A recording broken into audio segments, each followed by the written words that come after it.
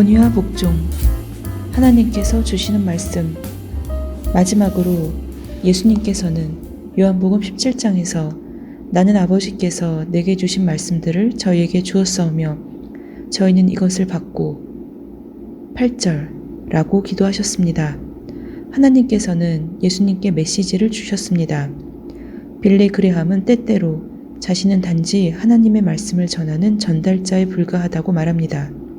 우리가 하나님의 사신 고린도후서 5장 20절이라면 우리는 하나님의 말씀을 변질시키지 않고 우리가 받은 그대로 다른 사람에게 전해야 합니다. 영적으로 영향력 있는 사람이 되려면 우리 자신과 우리의 사역을 성경의 권위 아래 두어야 합니다. 우리는 고린도후서 4장 2절에 있는 지침을 따라야 합니다. 이에 숨은 부끄러움의 일을 버리고 계율 가운데 행하지 아니하며 하나님의 말씀을 혼잡게 아니하고 오직 진리를 나타내므로 하나님 앞에서 각 사람의 양심에 대하여 스스로 천거하노라. 우리는 감추어진 수치스러운 일들을 버리고 간교한 행동을 하지 말아야 합니다. 말과 행동과 의도에 악한 목적이나 불순한 동기, 속임수가 숨겨 있다거나 아첨의 말을 하거나 탐심의 탈을 써도 안 됩니다. 데살로니가전서 2장 3절 5절 참조. 또한 하나님의 말씀을 혼잡게 하지 않아야 합니다. 그 대신 오직 우리는 진리를 분명하게 나타내야 합니다.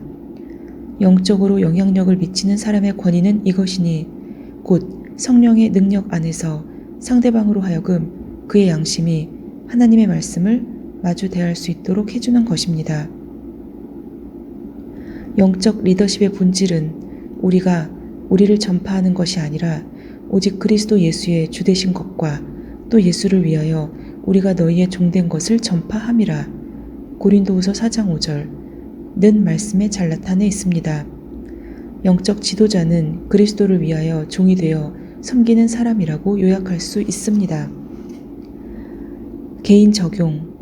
첫 번째, 하나님께서 당신의 삶에서 최종적이고 절대적인 권위를 가지고 계신다고 믿는 이유는 무엇입니까?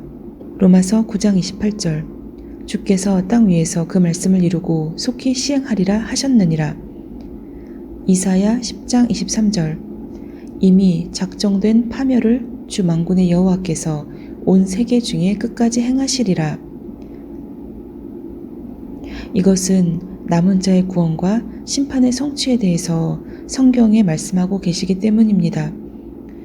두 번째, 마태복음 8장 8절로 9절에 있는 백부장의 말에서 당신은 참된 권위에 대하여 무엇을 관찰할 수 있습니까? 백부장이 대답하여 이르되 주여 내 집에 들어오심을 나는 감당하지 못하겠사오니 다만 말씀으로만 하옵소서. 그러면 내 하인이 낫게 싸움나이다. 나도 남의 수하 있는 사람이요 내 아래에도 군사가 있으니 이더러 가라 하면 가고 저더러 오라 하면 오고 내 정도로 이것을 하라 하면 하나이다. 우리는 백부장의 말에서 간절하고 순전한 믿음을 볼 수 있습니다. 그리고 그는 말씀의 능력을 믿었습니다. 세 번째, 당신은 하나님의 권위가 오늘날 세계에 분명히 나타나 있다는 것을 어떻게 알 수 있습니까? 오늘 마지막 부분에 이렇게 나와 있습니다. 우리 자신과 우리의 사역을 성경의 권위 아래 두어야 한다고. 우리는 하나님의 권위가 세계에 분명히 나타나 있음을 성경적인 지침의 기록을 통해서 알 수 있습니다. 시편 93편 1절을 보면 여호와께서 다스리시니 스스로 권위를 입으셨도다.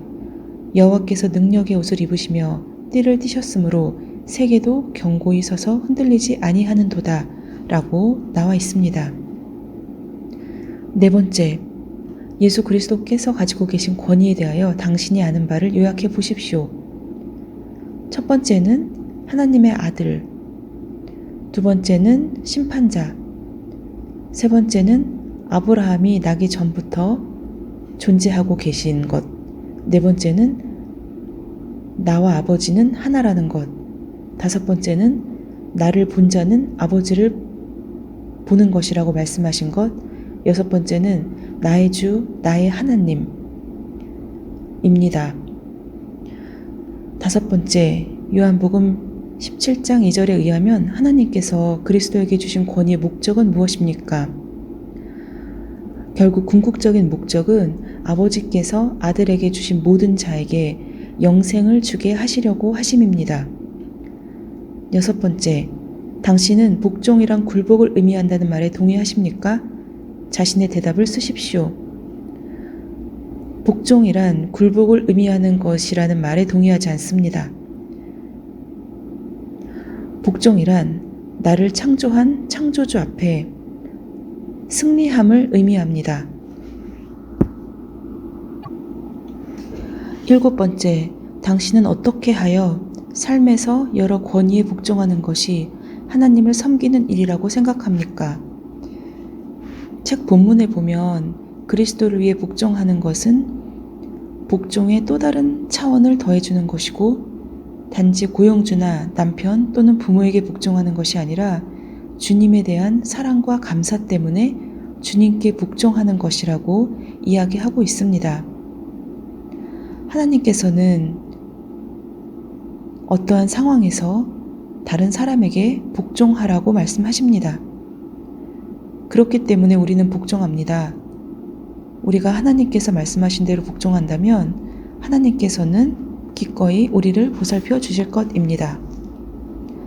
8번째, 히브리서 5장 7절로 9절에서 당신은 예수 그리스도께서 보여주신 순종의 본을 통해 무엇을 배울 수 있습니까?